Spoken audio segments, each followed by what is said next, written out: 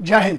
चोर को इज्जत और कुत्ते को शुद्धगी हजम नहीं होता है। 1993 7 सितंबर के दिन जब हमारा पीस और ट्रिंक्वालिटी का एक अग्रीमेंट साइन हुआ था, जो कि यूनाइटेड नेशन वाला होता है भारत और चाइना के बीच में, तो उसके बाद 22 बार इन लोग एस्केलेट कर चुके हैं अपनी फोर्सेस। और बात यह है कि 2 सिपाही और एक सीओ साहब, 3 लोगों की हत्या हुई है।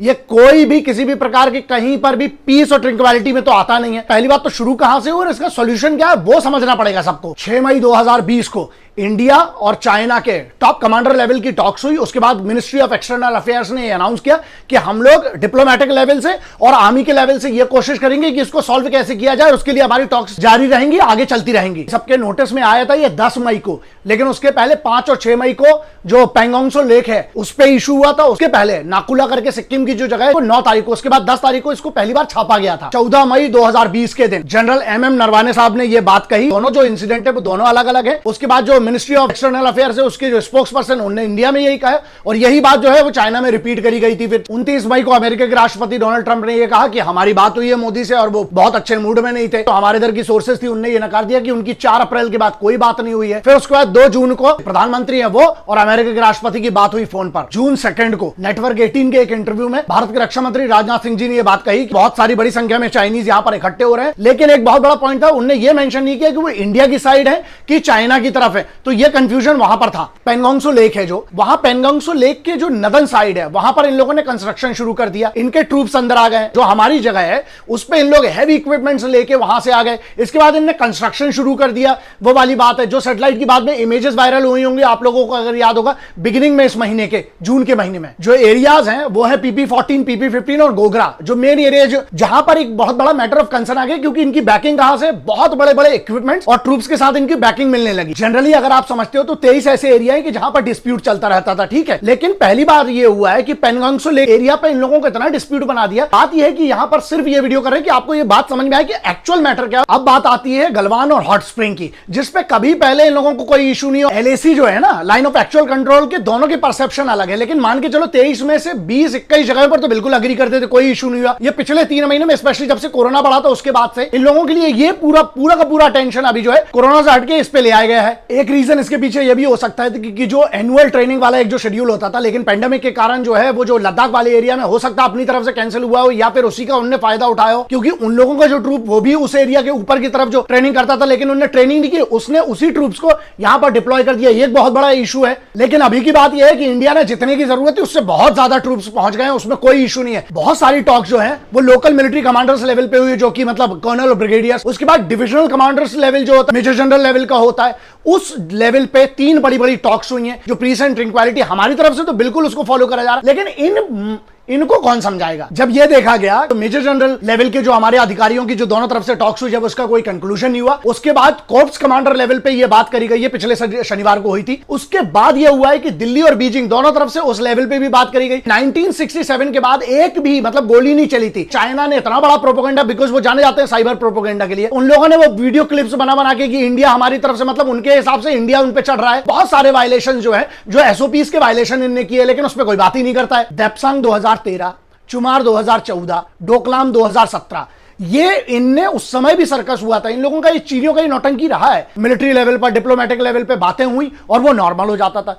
लेकिन यहां जो हुआ है ना, कल प्रेजेंट में आते हैं, आपको बैकग्राउंड समझाना बहुत जरूरी था। अब मैटर आता है कि एक कर्नल साहब और 2 सिपाहियों की हत्या। यहां पर भी एक इंसिडेंट है जो समझ में नहीं आ रहा है। हैंड टू हैंड कॉम्बैट में एक खबर यह है कि उनके तरफ के 4 या 5 लोग मरे हैं चीनी आर्मी की तरफ के, लेकिन हैंड टू हैंड कॉम्बैट में कैसे अगर गोलियां चली हैं, तो यह बात समझ में नहीं आई कि यह तो फिर बहुत बड़ा वायलेशन हो गया। ऐसा नहीं है, यह 1962 की हिंदुस्तानी फौज नहीं है, यह फौज अभी की है 2020 की। और यहां एक और मुद्दा आता है, जो इतनी बड़ी बातें कही थी, मैं प्रेजेंट सरकार से बोल रहा हूं, यह बहुत बड़ा मौका है आपके लिए। इससे बेहतर आपको अंतरराष्ट्रीय स्तर पर मौका नहीं मिल सकता है। आज उनके मिनिस्टर बैठा हुआ एक्सटर्नल अफेयर्स का, उसने क्या कहा, इंडियंस ने हमारे लोगों को उकसाया और इंडियंस ने हमारे घुसपैठ की, हमारे एरिया में आने की। यार ये बहुत बड़ा मुद्दा है। अब इनको बहुत क्लियर है, डिप्लोमेटिक लेवल एक सुझाव है भारत सरकार को, वही है, जब तक आप मिलिट्री एक्शन से इनकी गर्दन नहीं दबाएंगे ना, जब तक इनकी छाती पे पैर नहीं रखेंगे, ये दब के बात नहीं करेंगे, क्योंकि इनका बहुत क्लियर हो गया है कि अभी यहां पर वैली में घुसो और इसके बाद, क्योंकि इनकी क्यों हवा खराब है, हाइट हमें मिल रही है क्योंकि हमारे पास बेनिफिट्स है, हमारे पास स्ट्रैटेजिकल जो पॉइंट्स है ना वो ये लेना चाहते हैं और पूरा कोविड-19 से सबका ध्यान हटाना चाहते हैं। और दूसरा एक मैटर है, बहुत सिंपल है भाई, जब तक ये मार नहीं रहे थे बात अलग थी, लेकिन अगर आज आपने रिएक्शन नहीं किया तो यहां बहुत बड़ा सवाल उठ जाएगा। और एक और बड़ी बात यह है, चाणक्य ने बहुत पहले कहा था, कृते प्रतिकृतम कुर्यात हिंसने प्रतिहिंसनम तत्र दोषो न पतति दुष्टौ दुष्टम समाचरित। इसका जिस्ट ये है कि दुष्ट के प्रति, यह जो हिंसा करने आया उसके प्रति हिंसा करना कोई अपराध नहीं है। इनको घुस के चीनियों को मारना पड़ेगा।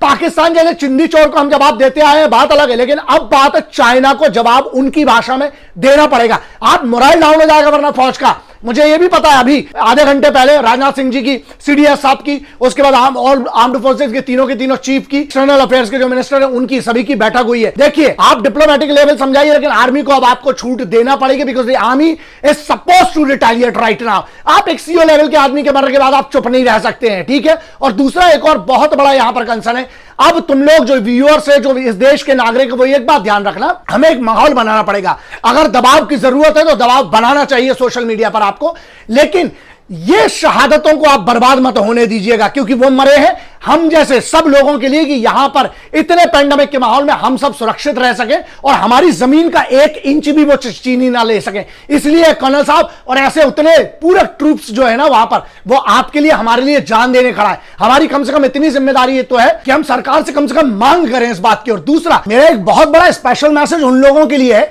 जो हर बार सर्जिकल स्ट्राइक के बाद सवाल उठाने लगते हैं या हर बार ये सबूत मांगने लगते हैं। सुनो, मैं बहुत क्लियरली सुन लो तुम लोग, अबे किसी चीज में तो इकट्ठे हो जाओ। आप लोग भाषाएं बिगड़वाते हो यार। बहुत इज्जत से कोशिश करता हूं कि हर बार आप लोगों को समझाएं यार, हम एक देश के तौर पर, दुश्मन तो कॉमन है ना, वो दुश्मन बीजेपी का या कांग्रेस का या आम आदमी पार्टी है, इनका दुश्मन नहीं है, वो हिंदुस्तान का दुश्मन है, इस भारत माता का दुश्मन है। कम से कम इस पे तो इकट्ठे हो जाइए। और जो लोग सवाल मांगते हैं ना, एक काम करना चाहिए भारत सरकार को, चाहे वो किसी भी पार्टी का हो, जो भी सवाल करे, इन लोगों को ना वहीं पर जाकर 2-4 दिन के लिए जरा नौकरी करवाओगे, तब समझ में आएगा। रहोगे उधर पे तब तुम्हें अंदर से ना हवा निकलेगी तुम लोगों की, तब समझ में आएगा। तो इसलिए अभी से सुन लो ये बात, और सुनो, जिनको लग रहा है सोशल मीडिया की ताकत समझ में आ जाएगा, तो इसलिए जो सिपाहियों की शहादत है उस पर सवाल, भारत की एकता अखंडता पर सवाल और भारत की राष्ट्रीय सुरक्षा, इन तीनों चीजों को छोड़ दो।